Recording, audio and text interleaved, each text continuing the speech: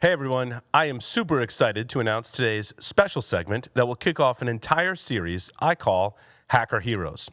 Hacker Heroes is a series of interviews conducted with hackers from our community where we get to know them and explore many different hacking topics. You'll hear these segments throughout 2024, and we hope that you enjoy them. Please keep in mind as you listen, the first 11 segments of Hacker Heroes were recorded towards the end of 2021 and throughout 2022. Expect to hear from folks like Josh Corman, Wendy Nather, Simple Nomad, and many others. Our first Hacker Heroes segment is none other than Casey Ellis, the founder of Bugcrowd, of course. He will discuss what it's like growing up around technology, hacker entrepreneurship, the exploit market, and much more. Stay tuned. Casey Ellis, coming up next. This is a Security Weekly production for security professionals by security professionals. Please visit securityweekly.com/subscribe to subscribe to all the shows on our network.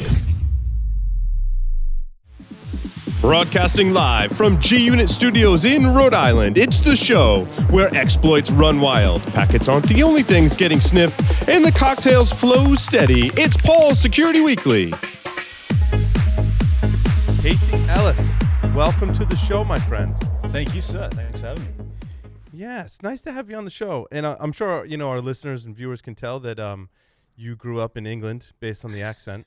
Well, South Africa or New Zealand or one of those places that isn't America. Yeah, you're roughly correct.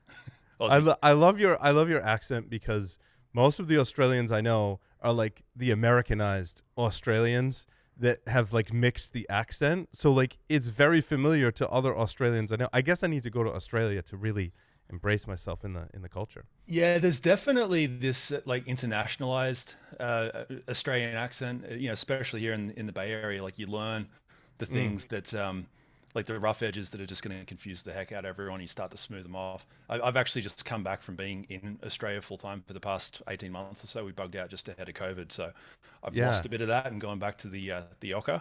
But right. we'll see what I sound like in 12 months time. It'll probably be completely different again. It's just ever changing. That's awesome. Pretty much. So, I mean, obviously you grew up in Australia. Yes, sir. Yeah.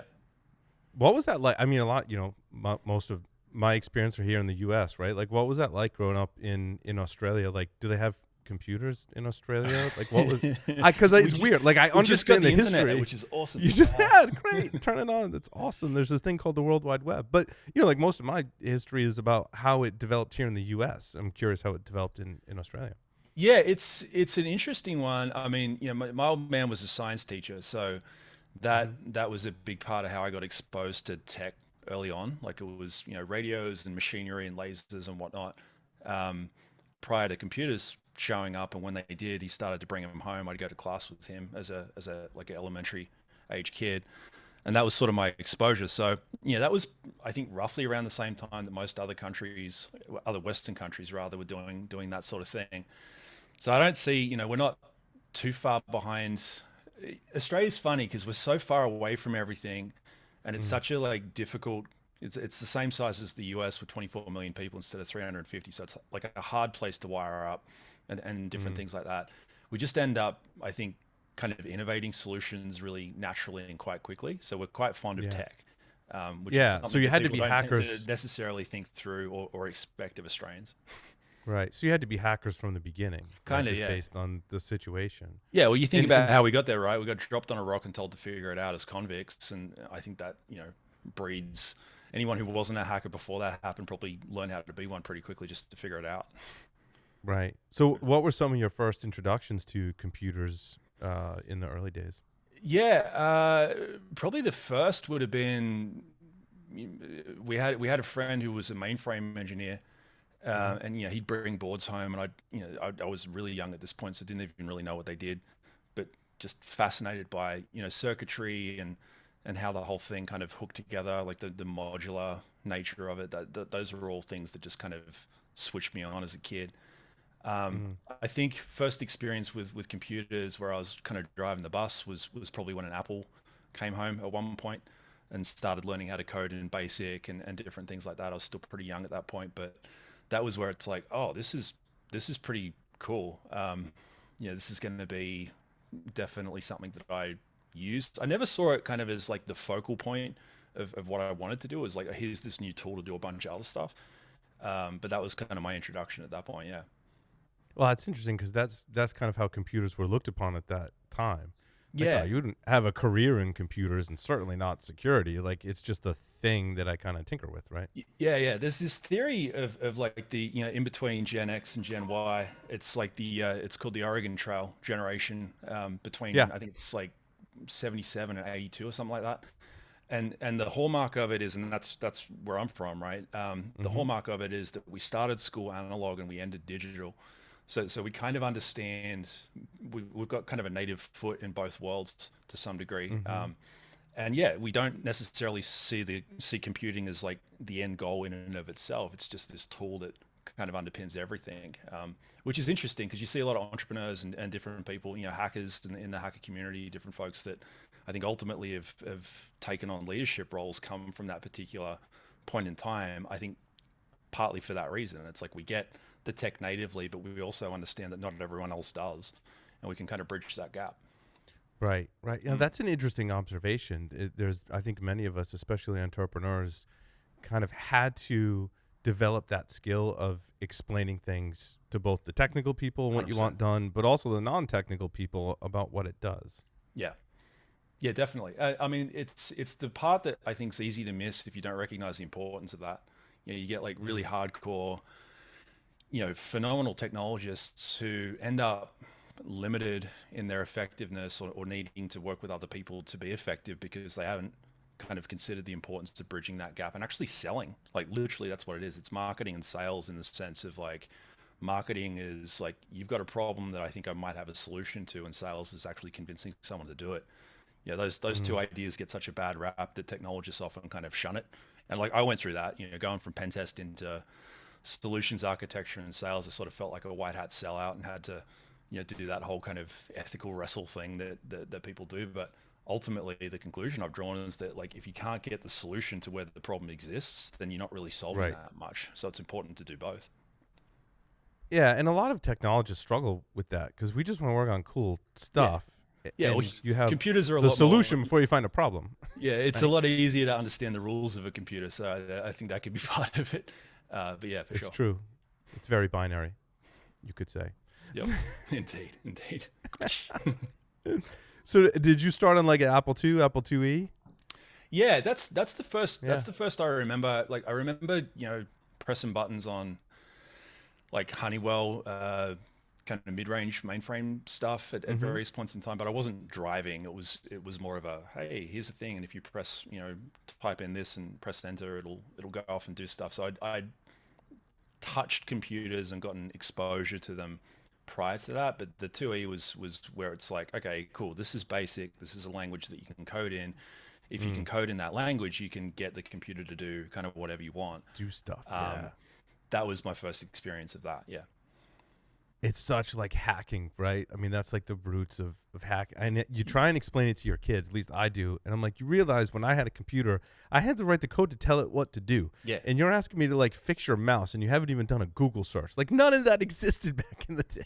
Yeah, yeah, no, totally. It's interesting with that because I got a 13-year-old daughter, and she was unlocking an iPhone or an iOS device, before she could talk. Um, Mm. because like her initial experience is mostly focused on the user interface and what the kind of the business goal of the device is, as opposed to like how it's all hooked together and how it works and that kind of thing. Mm. And that hit me like a lightning bolt when I watched that happen, because it's like that's a different generation of technologist, because we're probably not going to understand like the interface side of things to the same level of intuition that she would, because we're Mm. so focused on the nuts and bolts underneath, but then they can't really Right. get the parts that we get either. So there's this sort of, Yeah. to whatever degree you can hook those different kind of perspectives together, I think that's kind of a good thing. Yeah, agreed. You should need be in touch with that younger generation because our generation, as you've described it, we were looking at a screen with green text. That was our interface, right? We didn't Yeah. have these fancy devices we could swipe and do all this stuff with. Yeah, it's funny because it's, ultimately it's going to become their lawn one day. So, the whole like get Mm. off my lawn thing, there's only a degree to which that works before you need to Right. start to reconsider it, I reckon. So at what point did you realize like you were a hacker? Like, was it like a BBS kind of thing, or? Yeah, BBS, IRC, like all that kind of stuff, like early kind of prototype, social networks that hackers really glommed onto because we're sort of, I think, looking for that as a general subculture at that point in time. Even prior to that, I'd always been, really curious around the idea of like thinking like a criminal, but having no desire to be one. So that kind of Mm, mischief. I think that's a thing that a lot of Aussies have in common as well, but it exists, elsewhere in the world. This idea of like, I really enjoy thinking about what could go wrong, or how to get it to not do the thing that it wasn't meant to do, or to get in behind the locked door or whatever else. But to also have this sort of sense of like, I don't want to be bad. Like I don't want to do bad things, cause harm to people or anything like that. So that was this idling thing that I recognized pretty early on as a kid. Again, science teacher dad, so we're like, this is in the time where you could like blow stuff up at school and it was still yeah, kind of okay. courage. Um, Right. so it's But all I that sort of love that stuff where it's though. like, go ahead. I love your description of hacker and what it means to be a hacker. Is that I want to do bad things, but I don't want to be a criminal. I want to Yeah, test things beyond their limits yeah. and think like a criminal, but not actually be a criminal. That's something I have not heard when talking about like what it means to be a hacker. That's really great. Yeah, I think I mean, that to me is the positive version of it. The way I think about hacking is really, I want to understand something to the point where I can get it to do what I want, not Mm, necessarily what the person who built it wanted. Um, that's sort of how I've always viewed hacking as a craft, and like the science side of it, all those sorts of things that kind of drove me just to understand and love technology, right? But then this other aspect of it, which is, well, there's I can do bad stuff with this, but I can do good stuff too. mm, I think this is where hacking's been kind of turned or co-opted into this word that's inherently bad. We're slowly clawing it back. I don't think we ever will, but I think we're at a point now where people have got a better idea that it's actually kind of morally agnostic as a skill set, right? It's just a thing that yes. certain people are good at. You can use it for good reasons. You can use it for bad reasons. It's dual use, like so many other things. Yeah, so my version of the criminal creativity, and almost later on in life, kind of like entrepreneurship without rules, in a sense, is, Yeah. is, is how I think about cybercrime in a lot of ways. And it's awkward to frame it like that because it almost puts it on a pedestal. I don't want to do that, but in some ways, it sort of suggests there's a lot that you can learn from it. Because like, what would you do if you didn't have restriction, right? Like, what Mm, would you do if there weren't these different norms and laws and rules holding you back? Being able to at least think in that direction, I think's a really valuable thing, and can be a good thing as long as you've got that kind of moral compass that keeps you on the right side of not messing right. people up. But it seems like your dad was a big influence in being a science teacher too, because I often think about hacking and especially pen testing as developing lots of hypotheses and testing them. And this Mm. really, it sounds like that was a big influence on you to go, like, what happens if there were no rules and laws? Like, how would I test this? Right? Yeah, yeah, That's part of what hacking definitely. is. There was that side of it. I think the other side of it, and this is where my mom comes in as well. They were both musicians, so they actually met Yeah. on the road. They're all rockers, and that's how they got together in the first place. So your mom I and grew dad up, are legit rock stars, yeah, basically. rock stars is probably a bit of a stretch, but they met touring, and like dad was comping on drums for mom's band at the time, different things like that. And I always had music around. Like I started playing Mm, drums when I was like 0 years old.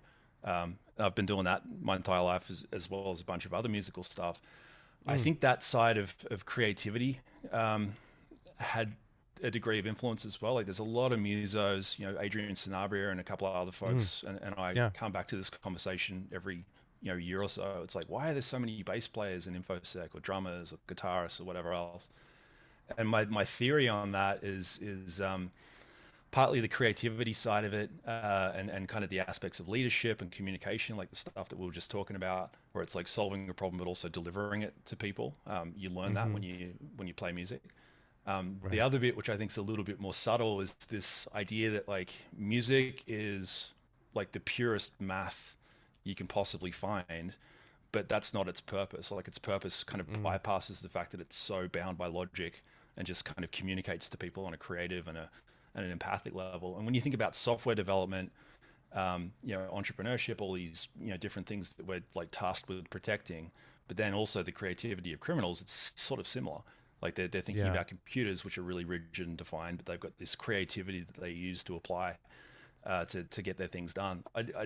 You can hear me kind of rambling about it now. It's like I haven't quite landed that as a thesis, but there's definitely something there because it just happens so Absolutely. often that it can't not be tied together in some sort of way, I reckon. I mean, it sounds like excuse me, in your mind, hacking is an art, right? And there is an art aspect to it, I Yeah, think. yeah, I think so.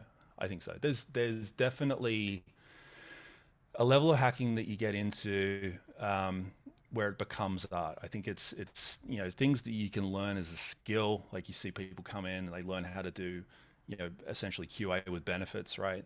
Mm-hmm. And Yeah, that's cool as a starting point. But if you that's another great quote though. What we do is I'm a QA with bumper sticker benefits. generator. It's a thing. Yeah. Actually, it should be on my resume somewhere. Um, but this idea of like when you graduate beyond that and you get into research, like it's when you start, I think, applying your own flair and your own point Yeah. of view on what you're doing. When you kind of cross that bridge and get into doing that, that's when it gets fun. Right. And now, did you attend university and get your degree and things like I, that? I did 6 weeks of a science degree and dropped out. I actually like I 6 weeks, a was whole 6 weeks. yeah, and it was fun. Like I learned some stuff and drank a bunch of beer and saw a bunch of bands play and did all that stuff. But I mean, I was um, school was like I did well in school, but it was just hard to learn stuff that I didn't care about, I think. Yeah. And Yeah. that was like a persistent thing. It's a story that I've heard from other people since, which is good. It Sure. makes me feel a bit better about that whole season. But when I got to university, I was going to do a nuclear medicine degree. Mm-hmm. And you can sort of see it again there. It's like helping people, but then using technology to do it. So there was like the Yep. prototype pieces in there. But doing the degree itself, I'm like, I don't know why I'm here. Like I can't connect this to a sense of purpose with what I'm going to do with it in the future, and that just made it hard for me to kind of commit at that point. Mm-hmm. So I dropped out. Basically tripped over into an IT engineering apprenticeship, and I'd been Mm-hmm. doing computer stuff prior to that, like on my own time, Yeah. with my family and with school and whatever. That became an engineering job, like an apprenticeship, and all of a sudden I'm like, oh wait a sec, I can like break shit and people like it because it helps them understand what they need to fix. Like this is, I didn't think I could No, do not this in IT though. legally When and you get break shit in when you break shit in IT, people get mad though. in this. Sorry, that was too coarse. In the sense of I can find vulnerabilities. I can like point Yeah. out things that need to be made more secure and actually demonstrate what happens if you don't do that. And folk really value that input. That was pretty much like a year out of high school when I discovered that was even really a thing. And it Yeah. was Yeah. Christmas Like, because all of a sudden did it's you like, get oh, hacked? sorry. Like, what was your step into security? Like, did you get hacked? Did you like stumble across a vulnerability or? Probably my first one. It was actually on the 2E back in the day. Mm. There was a hard-coded backdoor in the Apple IIe where you could drop down into the DRAM registers and actually Mm-hmm. directly manipulate memory on a binary level. And I totally tripped over it. Like it wasn't, I'm fuzzing. I guess you could say I was fuzzing the keyboard when I found it, Right. Right. but I didn't really know that that was what I was doing.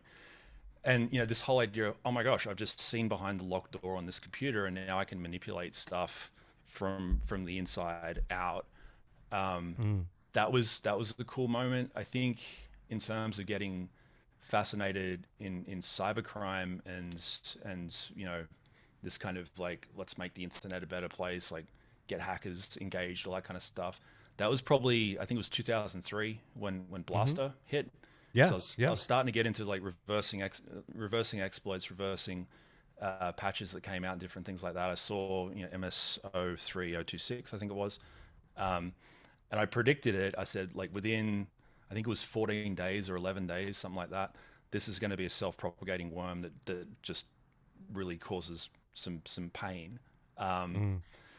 and I was accurate to within a day or two. So at that point, it's like, oh Wow. wow, cool. I really like this idea of trying to think about what I do with what I've found in the shoes of someone who's a criminal, And there's like, kind of white hat or good faith value in doing that sort of thing as well. So that's when I'm like, yeah, this is great. I'm sold. So you got a job as a pen tester? Is that eventually Yeah, where the roads led? that apprenticeship basically evolved into a pen test role, and then we started Mm-hmm. to build out a team. That was my first kind of IT gig. Um, Yeah. Went from that across into solutions architecture and sales, and it was kind of along the lines of the conversation we were having just earlier. I got married, sat down with my wife at one point, and she said, "Hey, like, you computer good, but you people good too. I don't think you realize that not everyone can do that. Um, Mm. it's either usually one or the other, and you seem to be able to have elements of Mm-hmm. both in how you do what you do. Like, you should go try sales and like solution stuff that's facing the customer and see how you feel about that." And I'm like, that's not a bad I think idea. that's really interesting though, Casey, because you established like our generation. I think you and I are probably pretty much the exact same age, right? I think so, yeah. And we had to communicate without computers early on in our lives, and then we fell in love with computers like at the age 7, 8, 9, 10, in that kind of Yep. range. Yep. And so therefore that gives us this kind of distinct advantage if it was an advantage we wanted to take you up on it, is Yeah. that we had to talk to people and we learned technology as we were growing up like that. I never thought about it that way. Yeah. Yeah. It was like, nor had I, honestly, Mm. until, Viv sat me down and said, "Hey, like, this is not normal. Like, you should see if you can do something with this." And Right. it was a fun chat. Like, it wasn't, a crack the whip or a, like, you're screwing it up kind of thing. It was Yeah, more, like, dear, you need to get a real job.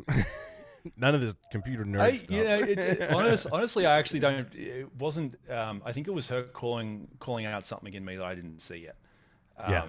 and me listening to that. That's kind of how I think that got started. So, went off and did solutions architecture. Started to build products within the company I was working for, and that's when I got it in my Mhm. head I wanted to be an entrepreneur. I think I read like Four Yeah. Hour Work Week or one of those like rah rah go do Yeah. startups. Yeah. They're easy books, and I just kind of had a conviction that, yeah, I could probably do that, and now I want to find out whether or not that's true, Right. and kind of couldn't let that go. So yeah. Well, what are some of your favorite stories about like pen testing or working in IT? We all have stories. It's Oh hard. I put you on the gosh. spot. I know. I mean, probably actually one of the funnier ones. I was working for a car dealership. Actually, it was a network of car dealerships, but it was all out of the one space in Sydney. And I can't remember if it was a Nessus scan or something like that, or if it was actually a bit of malware that I'd found and set off by accident. But they had all of these like uh, what are they called, dot matrix printers, so Yeah. LPR, like the Yeah. Yeah. All those are those big things. in car dealership. Yeah. Actually, I remember buying a car not that many years ago, and it was still a dot matrix printer. Yeah. So whatever it was I did, thinking back on it, it was probably a Nessus scan. It lit up like every single.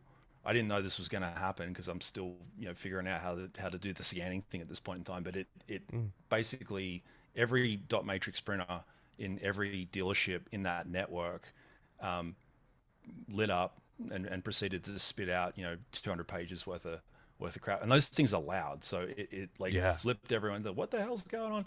So that was kind of funny. That was like okay, this is comical. I'll remember this as a story. Yeah. I also had No, to it's learn how awesome to because not do that going forward, which was a good Yeah. lesson to get from that one as well. Yeah, I think many of us have the printer stories, right? But it's interesting as we talk about hacks in Yeah. the digital world that transpose into the physical world. Like a lot of us, those you can date those back really far, right? Yeah, 100%, 100%.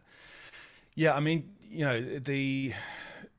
the most consistent thing, like I found, even when I was doing this stuff myself, you know, before getting into entrepreneurship and approaching it more from like a Mm. leadership and a management standpoint, is that basically everyone's like way more vulnerable than they think they are, and Yeah, yeah, the different variations of that story. It's like, oh, holy crap, we didn't think that was possible, or like, why would someone do that to our staff? That's been consistent. We've seen it, even more so with the crowd applied to the problem through Bugcrowd and seeing VDP grow and different things like that.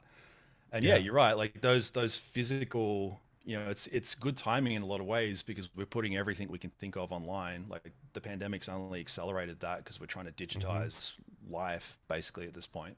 So there's a lot of those interfaces that are coming over the hill that'll be here in 12 months time. We haven't even thought of them yet, and most of them are going to be insecure in similar ways because they've been rushed to market, and we still haven't necessarily learned our lesson as a collective internet at this point. So so true. yeah, It looks like, Casey, you've been to a lot of security conferences. Those are your badges hanging up back there. yeah. That's I actually missed this while I was in Australia because it's like the just good memories and all that kind of stuff. It's a bit of it's a trophy wall in some ways. It's like the speaking badges thing. Yeah. Yeah. That's awesome. What are some of your favorite memories from DerbyCon, ShmooCon, hacker conferences that you're willing to share on air? Because I think many some of us them have are stories that you and I over beers. Some of them are a bit redacted, but right. DerbyCon would have been actually the first one because I think it was 2015. We're pretty early into Bugcrowd still. And we were like, oh, well, can we, this conference? I'd never been at that point. I knew people who had. And oh, this thing sounds awesome. Like, can we get involved? All the sponsorships and CFPs and all that sort of stuff had long passed, but there was the opportunity to sponsor. I think it was either dual core or like drinks or something for the night that dual core were playing there, and we did that, and then just like rocking up to it, having just the most epic time because DerbyCon's just a good crew of people in general anyways, but it was just a crap ton of fun, and to be able to like, okay, this is Bugcrowd now and this is my opportunity to help others in the community like enjoy what they're doing more and all that kind of stuff. Like that was kind of when I realized that was possible, and had that kind of moment. I'm not framing this well, but it was just like walking into that room like, oh my god, this is fun, like this is really cool. The fact that we get to do this sort of thing and like blow off steam, and like it's work in some ways, but it's not. But we're all doing like fundamentally difficult jobs, so the opportunity to get together and blow off steam and just have fun, to be able to actually that was pretty cool. DerbyCon was amazing like that, in just bringing the community together in a positive way, not putting too much like guardrails on everything, and people not getting into trouble despite the lack of kind of guardrails. Like it's just an amazing conference. Yeah. There's different cons around the place that have been like that. Derby was definitely my experience at Derby. Yeah, probably another one. Actually, this was fun. The first DEF CON that we went to, because at that point this is 2013. We just started to raise money for our seed round, so I had enough to employ people, but we hadn't fully closed the round yet. Right. So we had cash, but not a ton of it, and we only had about 6 people in the team at that point. And we're like, well, how do we make an impact here? How do we do something? So we came up with the my other computer is your computer t-shirt. And just printed a butt ton of those, and we're like, all right, if we can come up with something that's like cool enough and fun enough that people want to wear it, it's not just a vendor t-shirt that you're wearing because you stink or whatever. Like if they actually want to wear it, and then give enough of those out, then we kind of get to astroturf our presence. And it worked. Like it by it day did, three, because I associate 400 Bugcrowd employees. I'm like, yes, growth hacks for them. I associate that slogan with Bugcrowd. Right? Yeah, that's been really, that part's been really fun. Like that actually set off a huge. What that made me and the others in the team realize is that hackers in general, I think partly because we've been so poorly understood and kind of pushed away for so long. Definitely at that point, it's less true now, but it was then. This idea of creating an icon that people can kind of rally around and relate to was really powerful. And it wasn't about like Bugcrowd's got our name on the back, right? That's like, we're not the point. Like, yeah, we want to promote our brand as well, but it's more about creating that focal point for people to kind of rally around.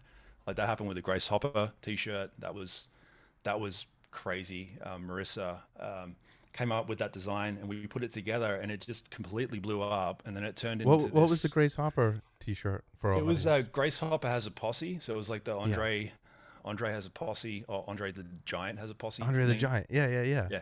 So we appropriated that, and people loved it. And then all of a sudden, it turned into this like women in tech thing within cybersecurity, which wasn't the intended goal. Like, it's Grace Hopper's just a badass. You know, she's like first reported bug, and came up with the phrase like forgiveness is easier than permission and all this other stuff. She was awesome, and that's why we had her on the shirt. But it turned into something that like created a focal point for the community, and it's like, yeah, this is great. If this is something that we can do that helps the company grow, obviously, but also helps the hacker community get together, then yeah, let's do it. Speaking of helping, but I want to also talk about hurting the hacker community and how hackers are portrayed in the press, movies, and TV. Yeah. You think that hurts us more than helps us in most cases? Yeah. I think mostly because bad news gets clicks. Yeah. As does controversy. Like, sharing the feel good stories and different things like that. As a journalist or as someone who's trying to attract attention to their property, scandal or controversy or a bad thing happened is regardless of whether it's true. Yeah, it's generally more right? Successful in that role with that particular goal to talk about the bad stuff than it is about the good stuff. So I think that's a big chunk of how we got here in the first place. I do feel like the image is changing. I feel like it has changed a lot. Like you think about like the first 4 or 5 years of Bugcrowd was like literally, hey everyone, like hackers aren't inherently evil, and we just had to repeat that over and over and over and over and over again until there was enough of a groundswell around that idea that we could start to move on to like, okay, here's how we can help. And today it's all over the place. Like, you got hacker heroes in a lot of movies. That started happening probably 2015 or so. It started to kind of creep up, like Q in whatever Bond film it is, where he's a nerd, and it's terrible. Like, the tech and all that stuff in there is like ugly and subject of much ridicule. But the fact that like that persona was driving the antagonist's story in that movie, that was kind of neat, and that's happened more and more often progressively, I think. Where the nerds, the computer nerds, the hero happens more and more. You're right. Yeah, I think that's got to continue as well, because the whole idea of, I think we're getting to a point now where the average person understands that cyber, whatever that means, but like the cyber realm, technology, interconnectedness, all of that stuff, it's no longer this thing that sits over to in the corner. It's actually woven into just about everything at this point. And I think the average person, even if they're not a technologist, is starting to really get their head around that idea, which makes us pretty important. The whole idea of like, I can alter your reality if I can get into your tech. That's a compelling narrative, and it's got a good side and a dark side to it. Absolutely. Now that I think about it, you think back to hacker movies, the hackers end up being the hero. The good hackers end up being the heroes. Yeah. Right. You look at war games and sneakers and hackers, right? The hackers are the heroes of those, but there's also bad hackers in those films as well. Yeah, definitely. And some of that old stuff, like, been helping out wherever I can with some of the like the film festival stuff with DEF CON and around the place. This whole idea of like art and media taking the hacker narrative out to a broader audience and just helping them understand what's what, really. Hackers, like, we got together down in Sydney for I think it was the 25th anniversary. And I remember sitting around in a room with a bunch of like badass folk that you'd probably know, and like half of them are tearing up because they were alive. Like, this movie came out at a time where they were in that persona. They felt misunderstood, and it was actually one of the first films that had portrayed it like roughly accurately. That was pretty cool, like seeing that sort of thing happen. Yeah, that's really awesome. So how did you convince a bunch of hackers to give you their O-Day? Which is, I mean, phrased that way, it sounds sounds not great, right? But I mean, that's some of the premise of Bugcrowd, right? And you had to have a trust with the community to start that, right? Yeah, I mean, probably the big thing for me personally, but then through the company as well, as we've grown, is to like protect and guard that trust like as diligently as possible. and that's never a perfect process. Like there's different things Yeah. that come up in time where it's like, okay, yeah, we screwed that up, or yep, cool, here's the thing that we're going to change to make it fair and whatever else. Like we've tried to always do that, and to carry some of the trust that myself, like Jay Cran as an early employee, like some of the others brought into the team, like take that and actually use that as a, hey, if you know have enough confidence in us not to screw you over, then that's at least a good starting point, right? Right. Um, Right. but then beyond that, it's really, you can't count on that, right? Like that can't be the only thing. So it's creating rules, it's creating, systems of checks and balances within the organization to make sure that we're doing the right thing. Right. Which Architecting hackers things hate. so that, yeah, Inherently, hackers hate rules and yeah, systems which in and and of process. itself is a fun Yeah. problem to solve, because the first thing a hacker does when they get given a rule is try to break it, right? Right. Right. So yeah, it's really, it's been this continuous evolution of how to maintain that trust, how to grow that trust, how to educate people, who are running programs that are offering money, or asking people to come in and look for this stuff, to actually, set expectations the right way, like follow through, reward appropriately, treat hackers with respect. Um, Mm. I've found Were myself bug doing, bounty? Sorry, were bug bounties a thing when you started Bugcrowd? Like, where were bug bounties at when you started? yeah, so it was really around the time that Google and Facebook in particular, I think eBay as well, was starting Microsoft? to actually not Facebook, it was Google and eBay. Yeah. They were Okay. starting to promote this idea of a vulnerability reward program. Mm. And that was, what I'd been noodling on prior to that, doing. So the company I did prior to Bugcrowd was a pen test shop. And what we were doing was basically, we had a team, we'd do the work, but then we'd actually white label that work through, SIs and VARs that could sell pen test, but didn't have the people to actually get it done, right? So that was almost like the prototype. The problem that I wanted to solve was that, one person being paid by the hour, and asked to outsmart like all of the potential adversaries that are Yeah. out there, in all of the potential conditions that are created by all of the different developers that are cutting attack surface. Like that one person being paid by the hour is not going to win, because math, right? It's not because they're good or bad or whatever else. It's just like literally the math is wrong. So I wanted to solve that problem, and that predates Bugcrowd by a couple of years. But what really happened was, some of the chatter out of Silicon Valley around bug bounties was starting to hit Australia. I actually went on a trip down to Melbourne, met with a bunch of customers, and they all wanted to talk about it. I started asking them, like, why aren't you doing it? If there's this like latent potential that exists in the hacker community that can like meet your unmet demand, why not just start? And they all said the same things. It's like, I'm scared. I don't know how to pay Yeah. someone halfway across the world. Like, how would I manage that? All these different things. It was actually on the flight home where the light bulb went off, and I'm like, wait, they all did say the same things. Like, if I can find a way to solve those objections, then this is actually a much bigger thing than bug bounty, or VDP or pen test or whatever else. It's actually about Right. plugging people that can answer into the questions that the internet's going to have, then and into the future as well. So that was, oh wow, hang on, that's big. And that was actually the same day that I registered the domain. So you can see that if you do a who is on it. That's I awesome. literally got off the plane, like hauled ass home, and got the Twitter handle and the registered domain the and did domain. all That's that awesome. stuff. That's cool.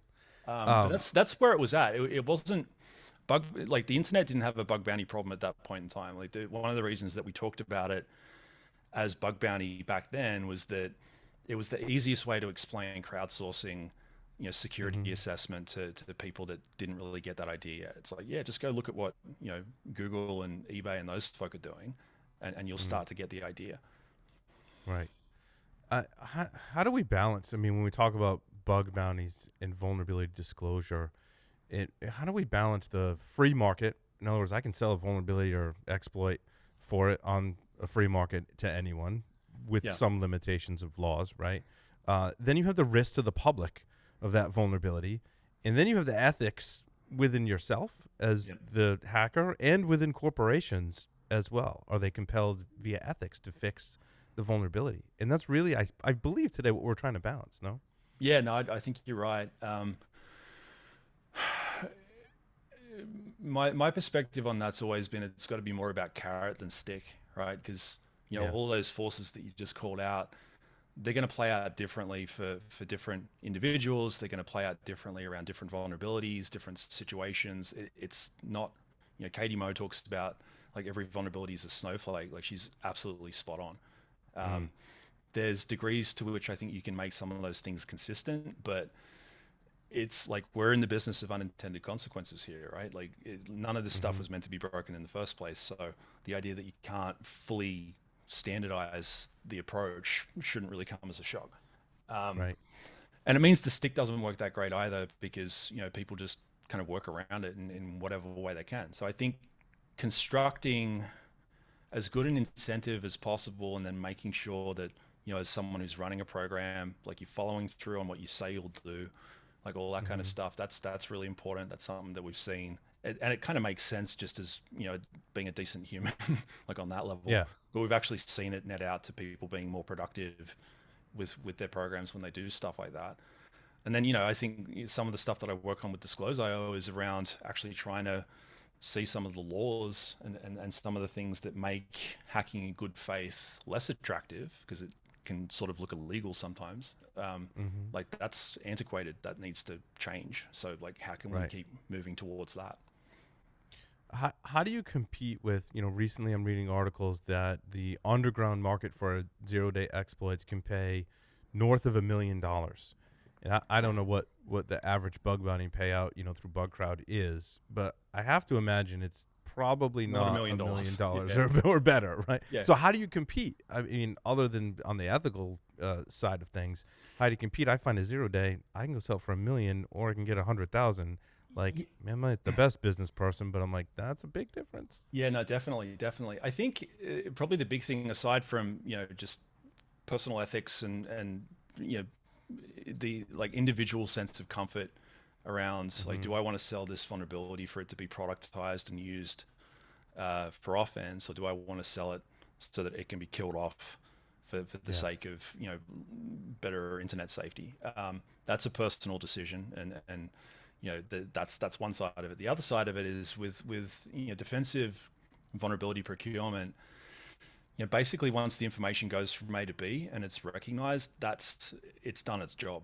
Because then what's going to happen is the organization will go off and mitigate that particular issue, hopefully try to learn whatever they can from it to avoid those same mistakes in the future.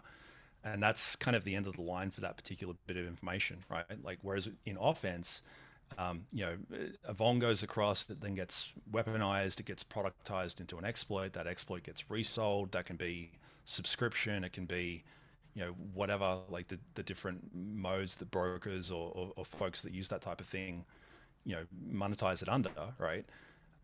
It's got a trailing value as a vulnerability that you don't get in defense.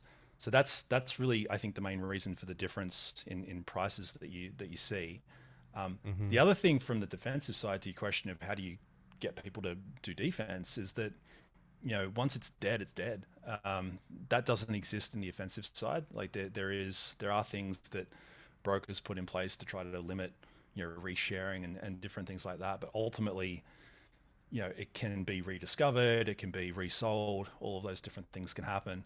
Whereas with defense, it's like once you've got it and you're working on fixing it, like that's it. So it kind of invokes the prisoner's dilemma. Do you know what I mean? Like if I'm sitting here thinking about whether to sell it offensively or defensively, the question I've got to ask on the defensive side is like, will someone beat me to the punch, get the reward from the bounty program, and also limit my opportunity to sell it offensively?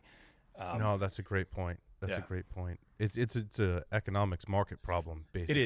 It is literally. It's about as pure a market. The cathedral and the bazaar. It's definitely on the bazaar end of things, but it's about as pure a marketplace as you can get, I think. Yeah. So do we treat exploits as selling arms? I mean, there's been some cases recently where, folks have gotten in trouble because they've kind of deemed these exploits as selling arms. It's, I had to really wrestle with this one because, the moment we started Bugcrowd, pretty much I started getting phone calls from folk who wanted to, what if we were to get it off you and use it as well. Like how many like a lot of phone calls or like from like people with Russian accents or no. Well, No. Maybe.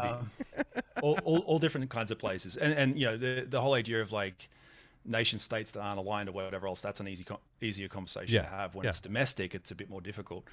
Sure. To kind of weigh up, and the decision that I made at that point in time is that you can't play both directions at the same time. That's just going to become impossible to manage as an organization.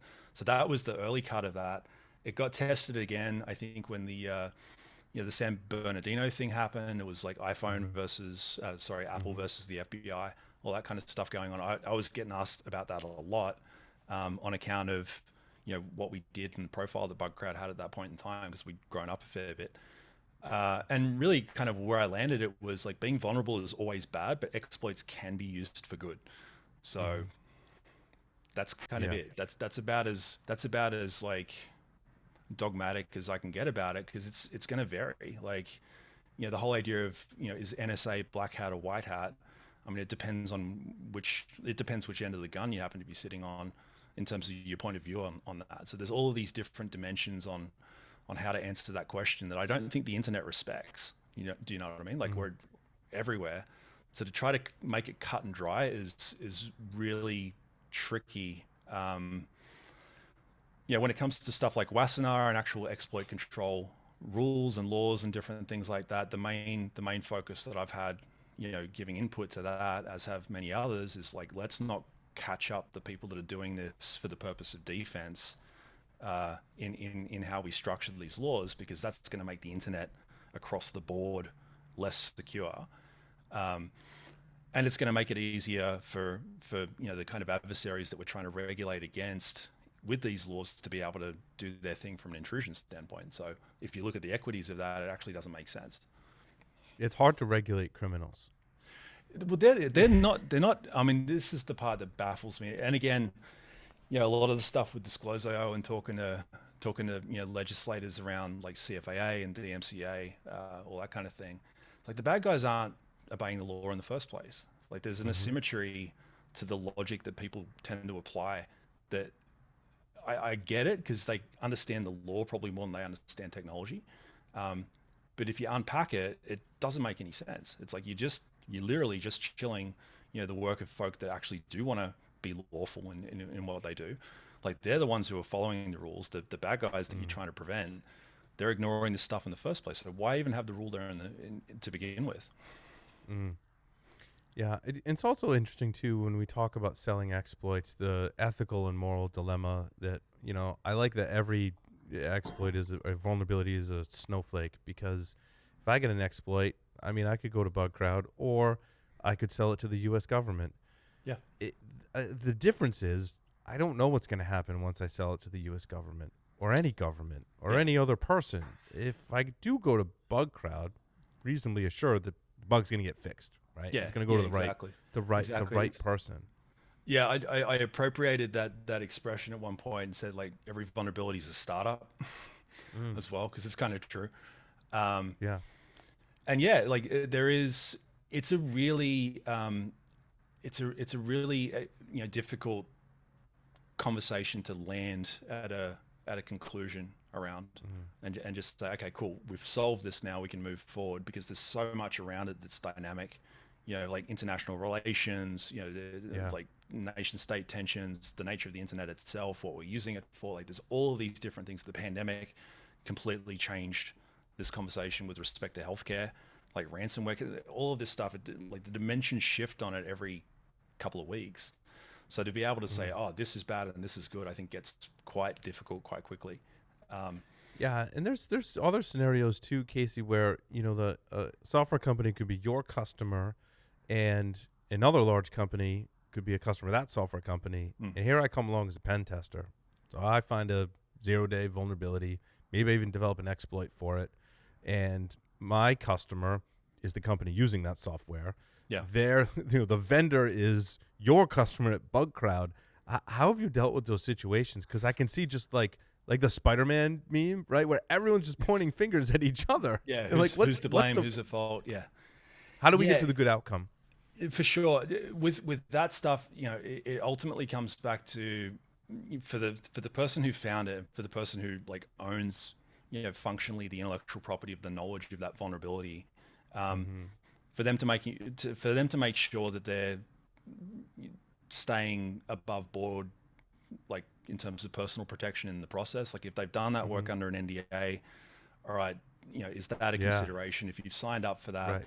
like what are you going to do about that? All of those different things, and that's going to vary from situation to situation. I think beyond that, it really does become like a vulnerability equities process for the reporter. If they feel like the folk that they've been doing a pen test for example, and that thing's been under NDA, if they've asked to pass this information onto the software vendor so more people can be protected by it, and gotten a no, then it becomes a question of like, do you blow the whistle or not? And Yeah. again, it's pretty personal and it's pretty kind of context specific, right? Because if it's, oh, I can like drive someone's car off the road through, an automation, like this is the Hollywood example. That's not a real Mm-hmm. thing at this point in time, but it's like, well, yeah, okay, I'm going to blow the whistle because that's bad. Like that's going to affect me. Mm-hmm. It's going to affect my family. You got to in that position be weighing those sorts of things up. And again, it's one of those ones where like one size fits all is pretty difficult to apply to it. This is where I think trying to drive people back towards like, what are you trying to do here? Is like what is your goal? What's the thing that you're trying to get to? Is it Mm-hmm. money? Is it altruism? Is it the safety of the internet? Is it national security? Is it whatever else? Like the clearer the individual can be on what their priority is, then the easier it becomes for them to make those sorts of decisions. Right. But when it comes to guiding customers around stuff like that, our biggest thing consistently within Bugcrowd is encouraging them just to fix things as quickly as possible. Yeah. That's Yeah. really what it comes back to, because like that's the one thing that you've got control of as an Mm-hmm. organization. Whether you're using someone else's product or you're the product vendor yourself, the thing that you've got control over is like what's in that code, right? You can't control what someone's going to find, what someone's going to say about it. There's limits to the degree that you can actually control that. So what can you control? Focus on that part and do that bit better. I would imagine too that your customers fall in the camp of they want to fix things too. So this Yeah. situation happened with the bug crowd or anyone that with the bug bounty, they want to fix things because they have the program, correct? For the better part, yeah. I mean, I think Mm. there's, as is the case with any security vendor, there's different degrees of like, rah, let's go take the hill Yeah. that we experience. The folk that we tend to work with are more mature in that and more proactive around that, because this is a pretty, still fairly cutting edge and fairly proactive thing for an organization to do. So they're already thinking in that way, which makes it a lot easier. Mm. But then, you've got all of the different considerations downstream, like what's the maturity of the SDLC within that organization? Like what's the triage Yeah. process? How can you bump a fix into a product pipeline and potentially delay a release because this is critical? Is it critical or not? All that kind of stuff. I think companies that are kind of cloud, excuse me, cloud and agile native, like I think about it in terms of like post Facebook and before Facebook as a rough cut line. Yeah. Yep. Anyone who hit the internet after Facebook tends to be, better at this and tends to have an easier time adapting to this type of thing just because of how they've built their business. Folks Yeah. that arrive before that tend to struggle more because it's more kind of waterfally. You might have OEMs and God knows what else in the mix. It's just a matter of getting those things, continuing to improve is really Yeah. the goal for everyone, I think. And I have a couple different examples of ones I wanted to flesh out. And you don't have to comment specifically on the situation, but I've covered articles about. I'll use them as an example. I'm not picking on John Deere. I'm just going by what I've read on the internet. So I mean, you can go read it too and come to your own conclusions. And it seems to me in that case to be kind of what you're describing, Casey, an older company that has older technology just because they started way before Facebook, right? And they just seem lost in the vulnerability disclosure and bug bounty, kind of realm. I think it was reported they spun up a bug bounty program after someone disclosed a vulnerability. How do we provide guidance to companies like this, and again, I don't want to pick on John Deere. It's one that's been presented at DEF CON and other outlets. Yeah, I mean, like, it's not an uncommon reaction either. When you think about it, having someone come in off the internet and call your baby ugly for the first time, like, that's a weird thing. If you think about it through that lens, it's objectively awkward for anyone to go through that. So that part I empathize with and have sympathy for. I do also think that there's more than enough, out there from a tooling standpoint, open source stuff like Disclosure with boilerplate templates and guidance, companies like Bugcrowd and even the others in our space that help people get ready for this type of thing and actually run these programs. Like you don't really have any excuse to say, I didn't know or I couldn't get going at this point. And it's more about the awareness and people actually adopting that, which, you see through like the new NIST standards, including vulnerability disclosure. Like, it's coming out as basically one of the first recommendations of most of the new standards that have come out over the past 2 or 3 years at this point. And it's because it's like, yeah, you're going to screw up sometimes. Like, it's human. It's not because you're terrible. It's not because technology's more difficult for you than other people. It's because you've got people deploying your stuff and people aren't perfect. So just anticipate that's going to cause an error from time to time that results in a vulnerability, and that someone outside your organization might be the one who finds it before you do. Have a way for them to tell you. That's it, right? And give them credit and treat them with respect, unless you're Apple. Yeah, I think the credit and respect part. This I think it's where this idea of like, why would anyone hack my stuff in the first place? Like, that's often the reaction that people, the older organizations that experience this for the first time. It's like, why would someone do that? They don't even have a mental model to fit it into. So you got to educate them through that part.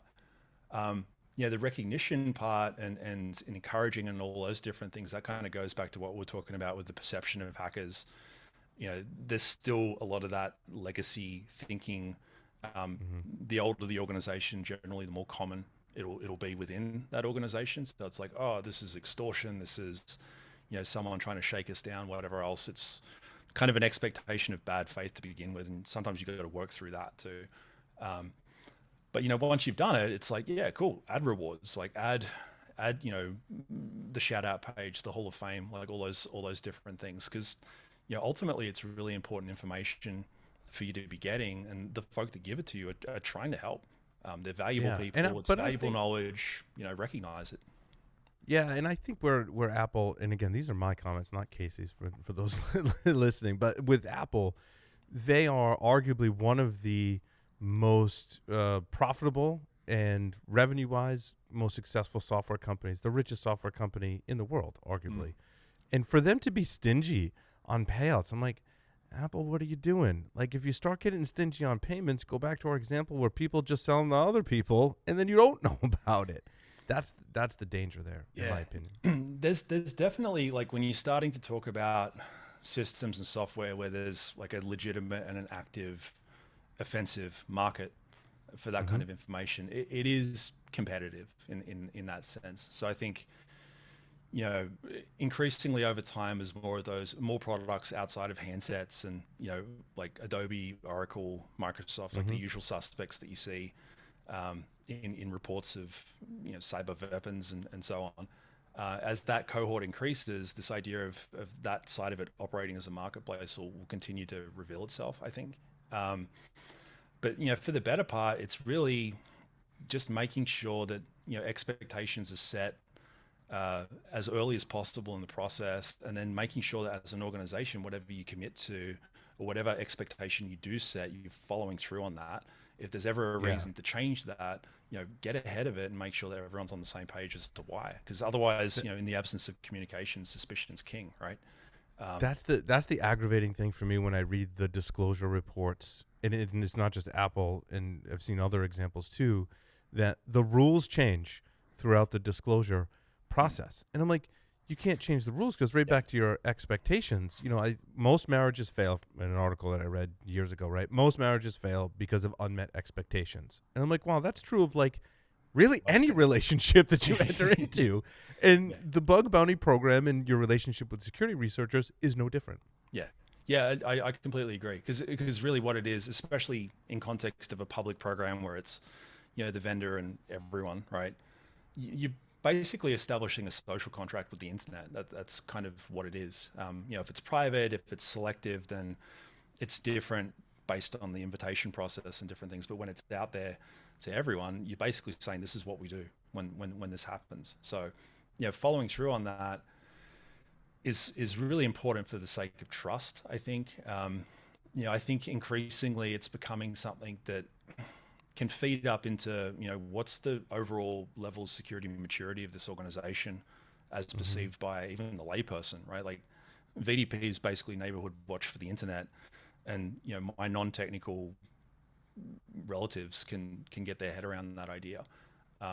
So at a time where people are starting to get more and more concerned around how they manage their own personal risk in cyberspace, that's one of the things that can be done as an organization to say, hey, like this is some of the stuff that we do and that we try to take seriously. Like we tried to do bits of that for the 2020 election here in the US, ended up partnering up with CISA to roll out boilerplate VDP templates and policies for states and counties, mostly for that reason. It's like we need to find vulnerabilities in these systems, but we also need to have ways to address this underlying doubt that they're safe in the first place. And it's not a silver bullet, it's just a response that you can give around here's what we've been doing to try to make this stuff safer, that people are going to have a hope of understanding, right?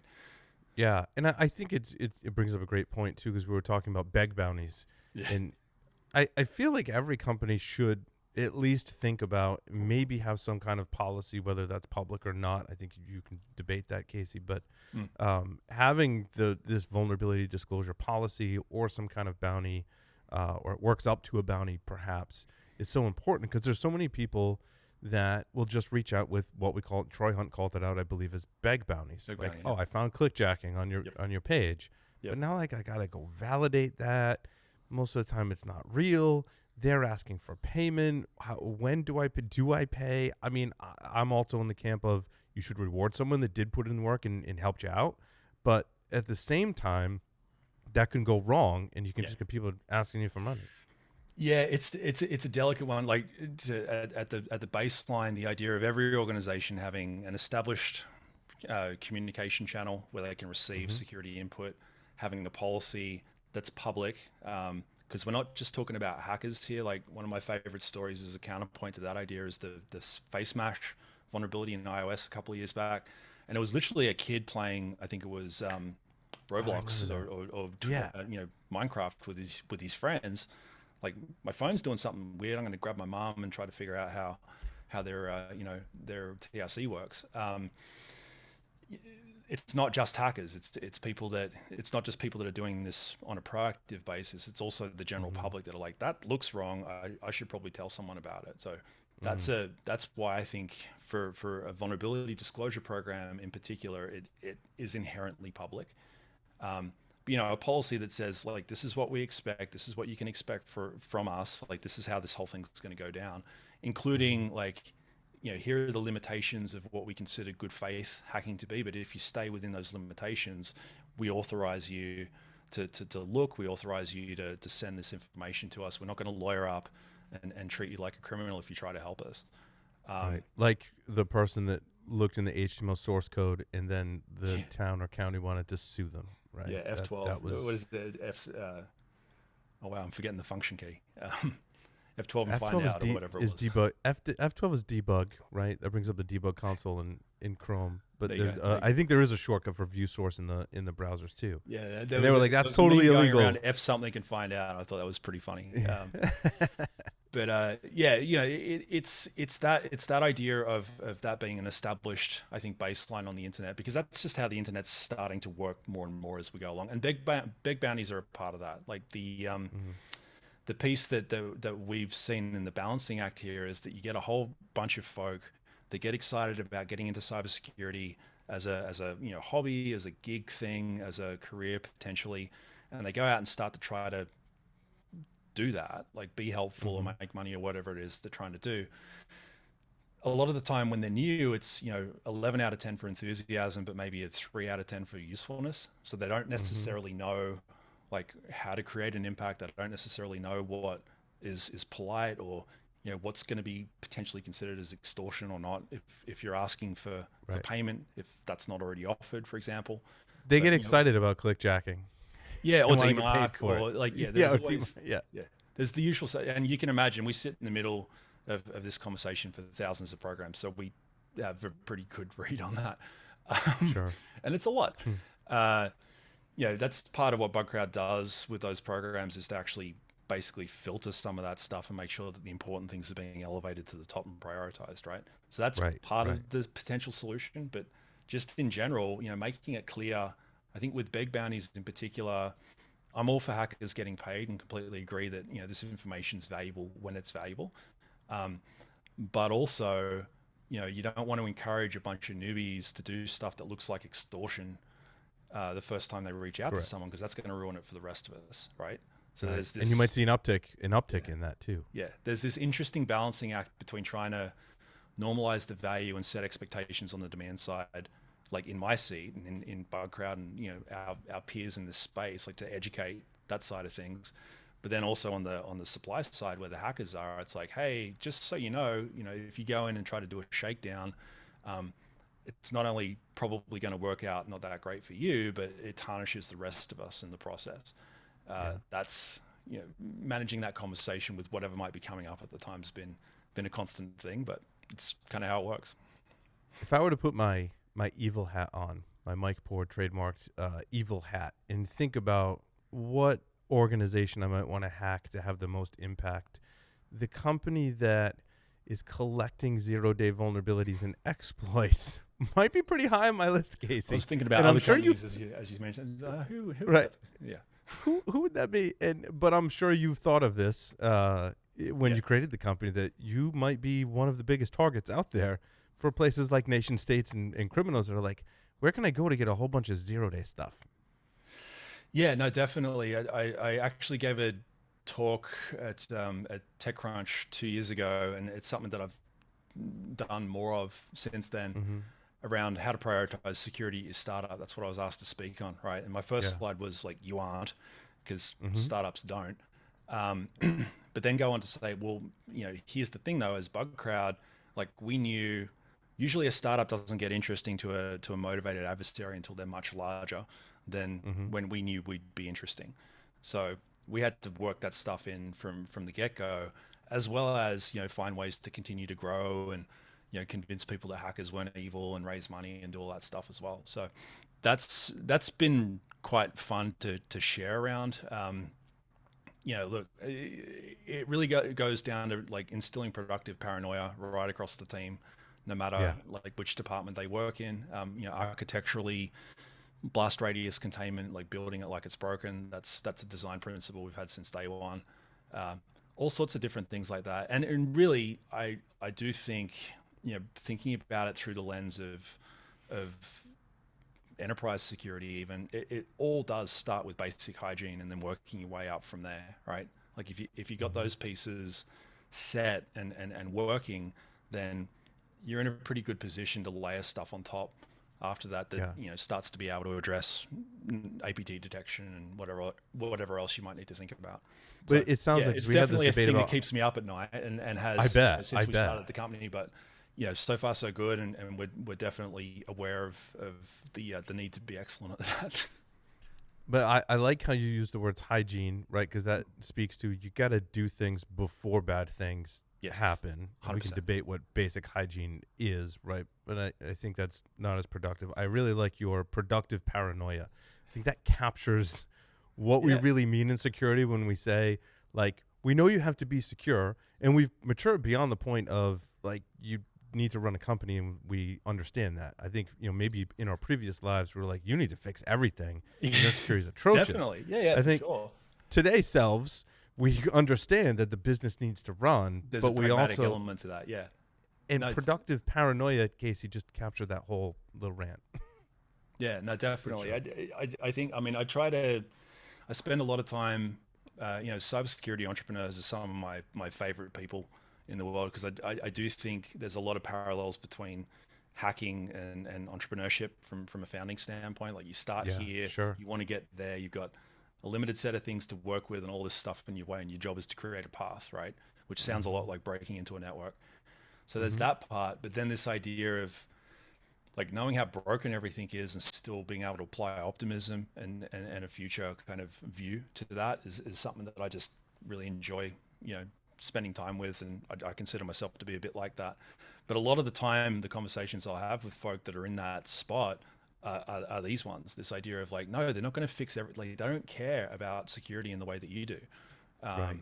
Like your job as like, you don't put bars on your windows unless you know that you're in a bad neighborhood, right? Because your job is to have a house so that you can sleep and do house things. Like, the bars are an additional part to this that you've got to figure out a way to basically contextualize into actually being able to enjoy that house, right? It's I mean, the difference is of like doing the thing that they wanted to do, not stopping everything because we said something's wrong, because that's not how it works. Now, it's different, though, in the house, because I've got one teenager that likes to leave all the doors open, and I know that. Yep. You've got hundreds of employees. Some of us are in organizations with thousands of employees. How do you make sure they're not always leaving the door open? I've got one teenager. For sure. Hundreds of teenagers, right? But people are often the weakest link. Yeah, definitely. And it's that's security awareness. It's some of the stuff that we did, some of the things that we did early on that carried through. We've toned them down, but like the really simple things. It used to be, tweet from someone's logged in account or post something nasty on their LinkedIn, change their keyboard layout to Dvorak, back in like early hacker days. But then we got a HR department, and suddenly that wasn't as okay. It was impactful though. So it's like the same sort of spirit as that, but toned down in a way that's less likely to upset people or cause offense. This idea of, hey, like, you left your laptop unlocked. Like, I could have been an adversary, but by the way, someone's going to get me next week, so don't worry about it. In that sort of sense, this idea that to err is human. I think there's an incredible resilience, and this is honestly a lot of the thesis I've got behind VDP, Bug Bounty, and just the space in general.